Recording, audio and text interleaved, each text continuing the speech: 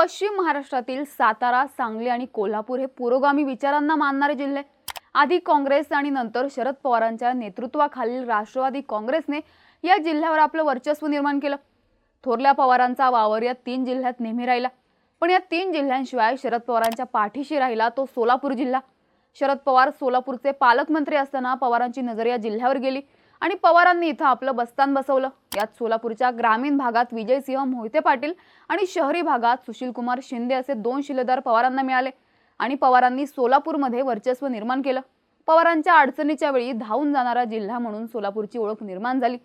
2014 साली देशात मोदींची लाट असताना विधानसभेच्या निवडणुकीत राष्ट्रवादीला 4 जागा सोलापूर जिल्ह्याने दिल्या. 2019 साली मात्र सोलापूर जिल्ह्याने शरद पवारांना म्हणावी तशी साथ दिली नाही. त्यावेळी सोलापूरमधून पवारांचे फक्त 2च आमदार निवडून आले होते. 2024 साली पवारांनी पुन्हा सोलापूरमध्ये कमबॅक केल्याचं दिसतंय. पवारांचा महाराष्ट्रातील इतर जिल्ह्यात सुपडा साफ झालेला असताना सोलापूरमध्ये मात्र पवारांनी विधानसभेच्या 4 जागा जिंकल्यात. इतर कुठल्याच जिल्ह्यात पवारांना एवढं यश मिळालं नाहीये.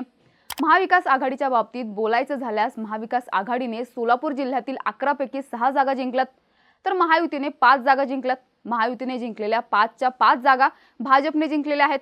थोडक्यात इतर सगळ्या ठिकाणी महाविकास आघाडीचा सुफडा साफ झालेला असताना सोलापूर जिल्ह्याने मात्र महाविकास आघाडीला तारले. पण सोलापूर जिल्ह्याने महाविकास आघाडीला कसं तारले? सोलापूर जिल्ह्याची नेमकी विधानसभेबाबत काय स्थिती आहे पाहूया त्या व्हिडिओच्या माध्यमातून. नमस्कार, मी नम्रता आणि तुम्ही पाहताय बोलभिडू. सुरुवातीला बोलूयात शरद पवारांनी सोलापूर जिल्ह्यात जिंकलेल्या 4 जागांबद्दल. शरद पवार गटाने सोलापूर जिल्ह्यात जिंकलेल्या 4 जागांचं श्रेय मोहिते पाटील घराण्याला द्यावं लागतंय. 2019 साली मोहिते पाटील घराणं जेव्हा भाजपसोबत गेलं होतं तेव्हा पवार सोलापूर जिल्ह्यात फक्त 2च जागा जिंकू शकले होते. पण नुकत्याच झालेल्या लोकसभा निवडणुकीआधी अकलूजच्या मोहिते पाटलांनी शरद पवार गटात प्रवेश केला आणि सोलापूरच्या राजकारणात शरद पवार पुन्हा एकदा सक्रिय झाले. लोकसभा निवडणुकीत सोलापूर लोकसभा आणि माढा लोकसभा विजयसिंह मोहिते पाटलांनी महाविकास आघाडीला जिंकून दिल्या आणि आता विधानसभा निवडणुकीत सोलापूर जिल्ह्यातून 4 जागा मोहिते पाटलांनी जिंकून दिल्यात. शरद पवार गटाची सोलापूर जिल्ह्यातून जिंकून आलेली पहिली जागा म्हणजे माढा विधानसभा. माढा विधानसभेत 1995 पासून बबनदादा शिंदेंचं वर्चस्व राहिले. पण यावेळी शरद पवार गटाच्या अभिजित पाटलांनी बबनदादा शिंदेंचं हे वर्चस्व मोडून काढून माढ्यात तुतारी फुंकली. जागा वाटपाच्या सुरुवातीला बबनदादा शिंदेंनी आपला मुलगा म्हणजे रणजितसिंह शिंदेंच्या उमेदवारीसाठी शरद पवारांकडे प्रयत्न केला. पण मोहिते पाटलांनी शिंदेंचा विरोध केला आणि अभिजित पाटलांना उमेदवारी दिली. मोहिते पाटलांनी अभिजित पाटलांसाठी पूर्णपणे जोर लावला आणि निवडून देखील आणलं. यात शरद पवारांनी माढ्यात घेतलेली सभा निर्णायक ठरली. या सभेत पवारांनी बबनदादा शिंदेंना पाडण्याचं आव्हान केलं आणि माढ्याच्या जनतेने पवारांना साथ दिली. तब्बल 30,621 मतांनी माढ्यातून अभिजित पाटील विजयी झाले. जे माढ्याबाबत झालं तेच करमाळ्याबाबत देखील झालं. करमाळ्यामध्ये शरद पवारांनी धनगर समाजातून येणाऱ्या नारायण पाटलांना उमेदवारी दिली, जी यशस्वी ठरली. यात मराठा असणाऱ्या मोहिते पाटलांचा फोर्स नारायण आबांच्या मागे होता. मराठा प्लस धनगर असं जातीय समीकरण करमाळ्यात यशस्वी ठरलं आणि नारायण आबा 16,085 मतांनी निवडून आले. अपक्ष असणाऱ्या संजय शिंदेंना इथं आपली आमदारकी राखता आली नाही.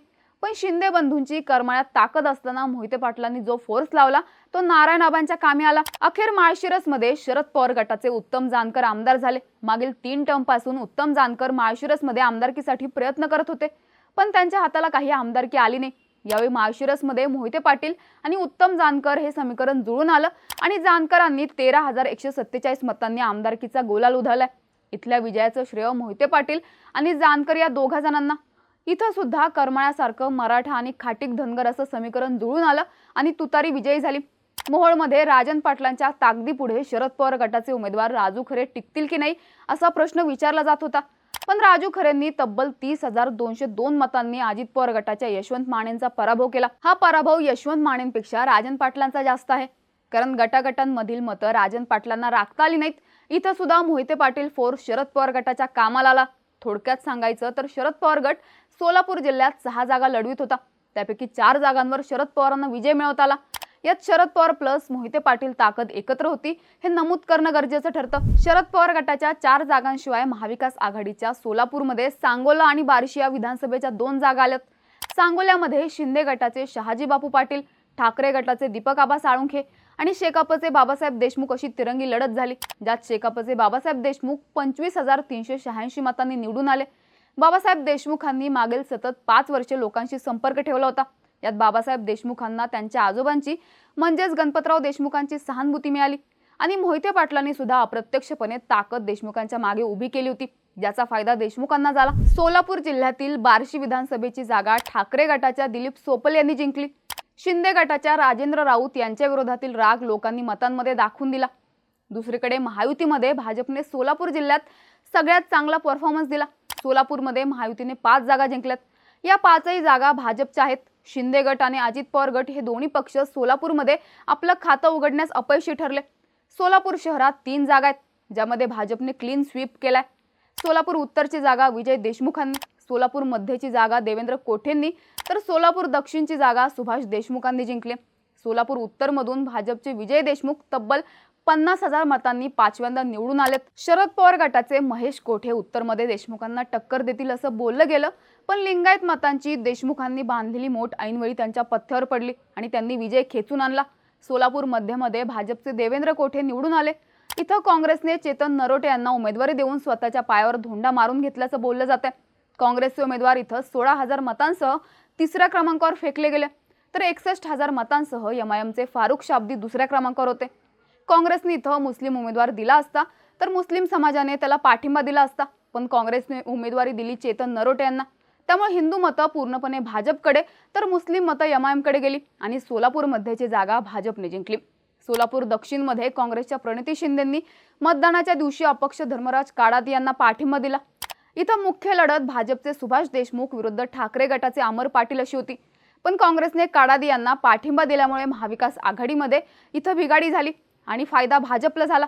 प्रणिती शिंदेंनी सोलापूर दक्षिणमध्ये न केलेला प्रचार आणि शिंदे घराण्याचा स्वतःच्या फायद्याच्या राजकारणामुळे सोलापूर दक्षिणची जागा ठाकरे गटाला गमावावी लागली असं बोललं जाते। सुभाष देशमुख इथून तिसऱ्यांदा 77,127 मतांनी निवडून आलेत। अक्कलकोटची जागा पाण्याच्या मुद्द्यावर भाजपच्या सचिन कल्याण शेट्टी यांनी आपल्या बाजूने फिरवली आणि काँग्रेसच्या सिद्धराम म्हेत्रे यांचा पराभव झाला। सचिन कल्याण शेट्टी इथून 49,572 मतांनी विजयी झाले। भाजपला सचिन कल्याण शेट्टी यांच्याकडून हा विजय अपेक्षित होता। पंढरपूरच्या जागेवर घासून लढत झाली। इथून भाजपचे समाधान आवताडे 8,430 मतांनी विजयी झाले। शरद पवार गटाच्या अनिल सावंतांनी 10,217 मतं खाल्ली नसती तर काँग्रेसचे भागीरथ भालके इथं विजयी झाले असते, पण शरद पवार गटाच्या उमेदवारामुळे इथं काँग्रेसच्या भालकेंचा पराभव झाला। थोडक्यात सांगायचं तर सोलापूरमध्ये महाविकास आघाडीने 6 जागा तर भाजपने 5 जागा जिंकल्यात। पक्षवाईज हा स्कोअर बघायचा झाल्यास भाजप 5 जागा, शरद पवार गट 4 जागा, ठाकरे गट 1 जागा तर शेकापने 1 जागा जिंकले।